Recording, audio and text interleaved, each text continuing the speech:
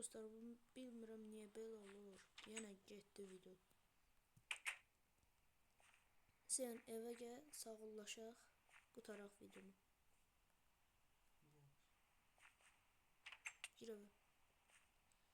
Ya da oltanı düzəldək. 2, 3, 4, 5, 6. Oldu bəs.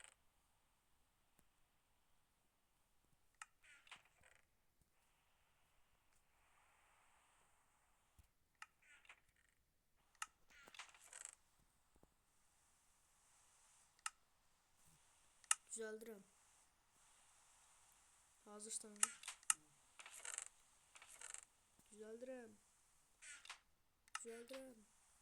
Düzəltdim. Nə qəşəng balıq var burada. Tövbə tövbə. Gələ bunu.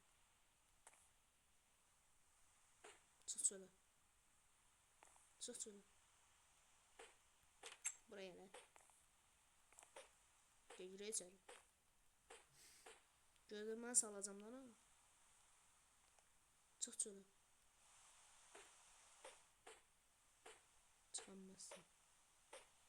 Mən salacam.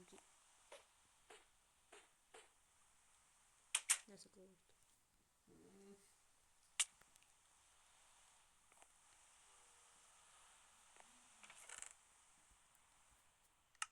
Nice.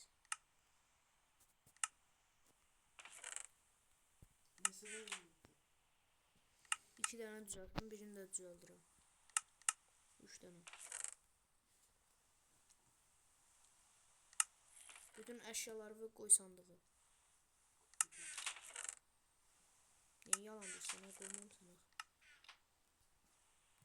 Gəl bunu da pişirək yeyək. Yat. Sağ olun dostlar. Gələn videoda görüşərik. Gələn videoda madənə gedərik. Ya da ki balıq tutarıq. Balıq tutarıq. Niyə yatamırsan? Ya zombi vardı burada. Qoy yatsın qoy. Qonağımız yok ya. Gel qonağımız yok. Biz qonağı belə qarşılayırıq. Gələ bir. Osmanlı tokat attım zombiye. İndi yatırsın. Rahat yat lan bala. Rahat yat. Yuxarı rahat yat. Rahat yat. Sən mənim yanımda nə yatırsan? Yat.